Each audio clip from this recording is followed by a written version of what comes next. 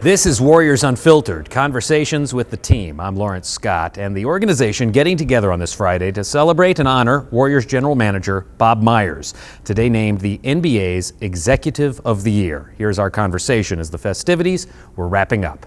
Take me back to the spring of 2012. You've taken over as the general manager. We were at the NBA draft lottery, and several pieces fell into place there. What were you thinking at the time was important to get this team where it is today, and what went where you needed it to go so we could be at this point? Right. Well, that day was interesting because a lot of things had to happen for us to even keep our pick, which was the seventh pick to get Harrison. It was a little daunting to be a new GM with 4 draft picks, which I wouldn't wish on anybody. Looking back, I didn't know. It's like a freshman in college when you sign up for 12 classes instead of 3 a quarter. So it was that was probably overwhelming. More able to say that now looking back than I was then. At that point, you just kind of put your head down and go to work. But I don't know. As far as what the vision for the organization was, we wanted to get talented, high-character players. It sounds easy to do, but it's certainly not.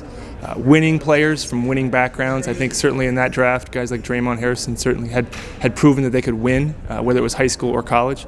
And so we wanted to start developing a culture where the priority was winning and to put people in place to do that for us.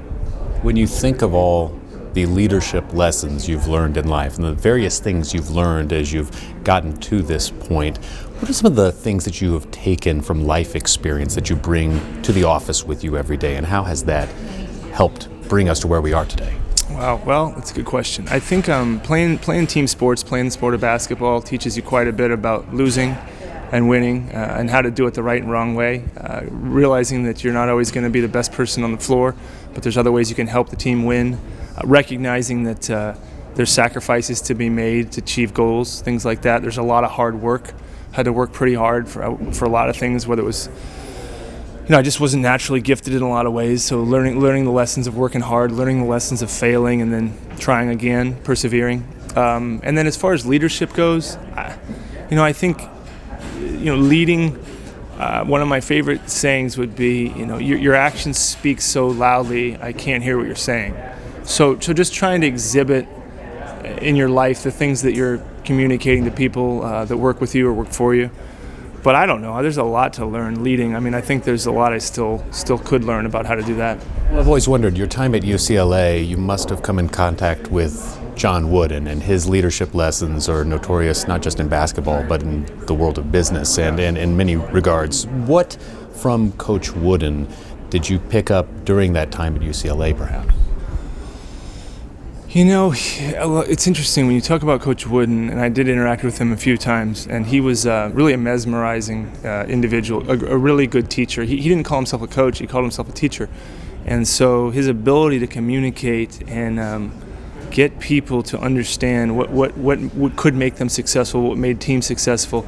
And I've said it before, one of his Woodenisms was it's amazing what you can accomplish when no one cares who gets the credit. And I thought that really resonated with the sport of basketball, where there's a lot of focus on the individual stars, but individual stars don't tell the whole story of winning and losing. And so learning that if nobody cares who takes the shot or who gets the headline, that you can do a lot of great things. And so being around a program, and then also being around at a place where, this is going to sound harsh, but second place wasn't awarded. It was really, you got to win a championship, which is never settling. But also at the same time, understanding there's a way to do things and a process. And I think one thing people said about Coach Wooden was he never was a screamer and yeller in the games. He felt like all the work that he did was in practice. And if they weren't ready to play in the game, well, you know what? That was a reflection that they didn't do it in practice. He didn't feel like he was going to coach in the game to make the team better. So I feel like that goes into all the preparation that you have to have, and whether it's sports or business, in order to be successful, because when that moment comes, sometimes it's too late. Last thing here, when we look at the environment that Warriors owners Joe Lacob and Peter Guber have helped create that enable us all to do excellent work, for you, what is that exactly? It's an environment, and I think Rick Welch says it best, that it's they don't use the word good, they only use the word great.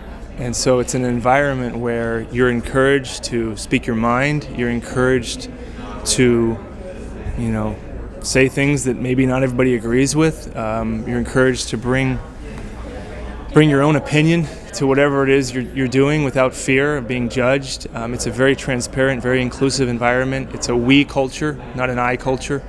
And I think that clearly they've been the ones to spearhead that type of environment where there's no walls between business and basketball, no walls between the front office and the team. And so it's a very collaborative culture that they're responsible for. And then it's a culture of success. I mean, both those guys have had tremendous success outside of this organization, and they come to it with the knowledge of what makes a company, a team successful.